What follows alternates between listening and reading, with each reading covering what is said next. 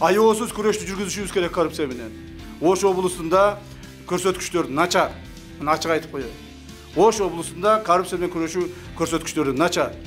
Мен бир дагы азыр мына эркештамдан бирөөнү бир коррупционерди кармаганыңарды, же нарушениеден кармаганыңарды азыр күнгө чейин ачып отуңар ал элек.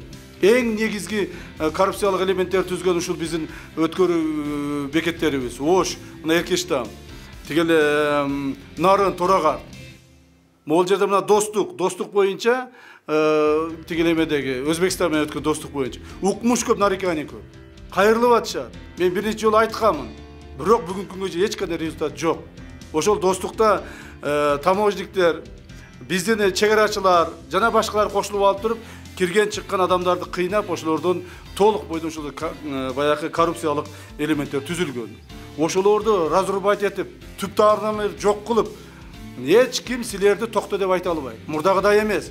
Мурда айтат эле, бул таможняга тийбе, буга тий, бул биздики, бул сиздики деп. Андай жок. Эгерде ким мыйзамды бузса, ар бирине биз мыйзам чегинде алар жоопкерчилик караганга милдеттүүбүз. Президент дагы ушуну айтып отурат. Эч качан муну кама, буга тийбе, бул биздики, бул сеники деген жок. Коррупциялык элементтер чыктыбы, ким болсо да камалат.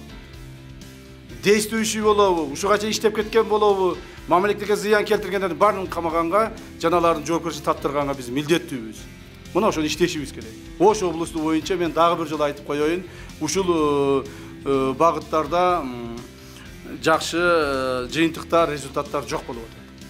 Ош облусу деген чоң облус. Мына карагыла азыр, мына Ошко барсак, Оштон Ош шаарына барсаңар кандай деген эми өз пешене тери менен таап, иштеп, жакшы жашап, чоң-чоң үйлөрдү салып, тим эле жыргап жашаса мейли. Бирок көптөгөн адамдар ошол азыр жыргап жашап аткандардын 90% текшерип келе турган болсоң, алар өз эмгеги менен тапкан адамдар эмес.